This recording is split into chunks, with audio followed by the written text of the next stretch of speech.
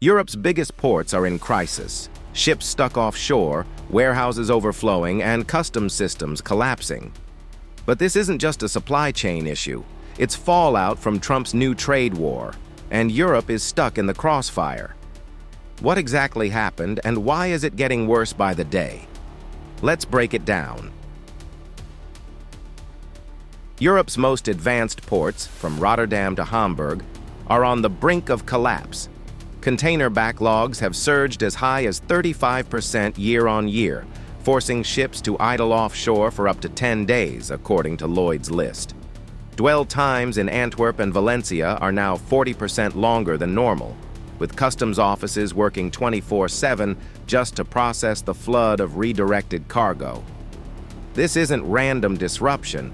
It's direct fallout from new U.S. tariffs and maritime restrictions that have made American ports commercially toxic for Chinese exporters. But why are these ships rerouting to Europe in the first place? In early April, the White House dropped another hammer in the trade war, a $1 million docking fee on all Chinese-built cargo vessels entering U.S. ports. This comes on top of Trump's 125% tariff hike on more than $300 billion worth of Chinese goods. Since nearly 40% of the world's container ships are Chinese-made, Clarkson's research, global carriers are rerouting en masse. Now, Europe, not America, is absorbing the shock. But rerouting isn't cheap, and the new shipping math tells a brutal story. A year ago, shipping a 40-foot container from Shanghai to Los Angeles via the Pacific cost around $2,400. Today, the same container rerouted to Antwerp via the Suez Canal can cost up to $3,800, factoring in canal tolls, insurance, fuel, and port congestion fees. Zanetta Drury. That's a 50% spike in less than 12 months. Before the tariffs, 60% of China's exports to the West flowed through Pacific ports like Long Beach and Oakland. Now, much of that cargo is landing in Rotterdam, Hamburg, Zeebrugge, and Valencia, piling pressure on European infrastructure not designed for this scale of trade redirection. And if you think Europe's ports are struggling now, wait till you see the bottleneck at sea. The Suez Canal, once the fastest link between Asia and Europe, is now a choke point. In February, the Suez Canal Authority raised tolls by up to 15%, citing inflation and rising security costs. At the same time, Houthi-linked attacks in the Red Sea have pushed up maritime insurance premiums, adding thousands per ship in risk surcharges. But when those ships finally do arrive, European ports are facing another monster challenge: megaships. The biggest disruptors aren't just more ships, they're bigger ships. Mega Max-class vessels, each hauling over 20,000 TEUs, are now arriving in clusters. Ports like Antwerp, Hamburg, and Zeebrugge lack the deep-water berths, high-capacity cranes, and automated offloading systems needed to process them quickly. Overflow cargo is being diverted to smaller ports like Gdansk and Le Havre, which lack sufficient rail, road, and warehouse infrastructure.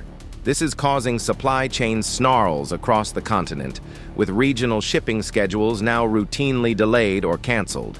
And inside the EU, political tensions are flaring up fast.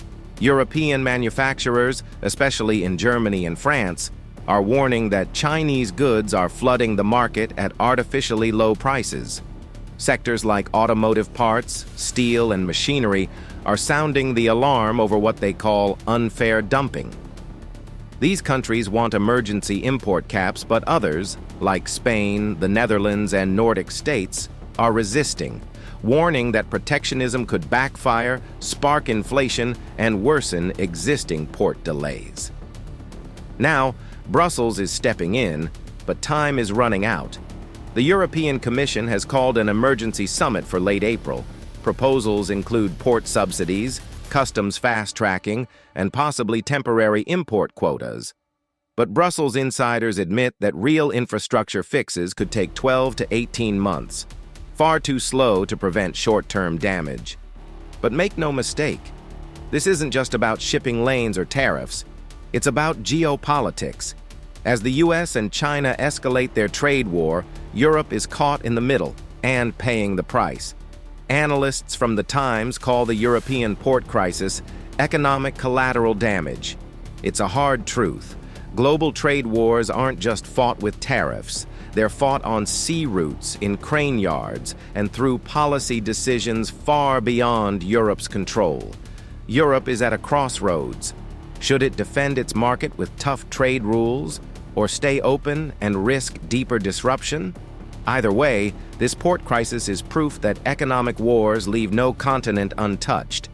Is the EU failing to defend its economy in a war it didn't start? Drop your thoughts in the comments below and subscribe for more such reports.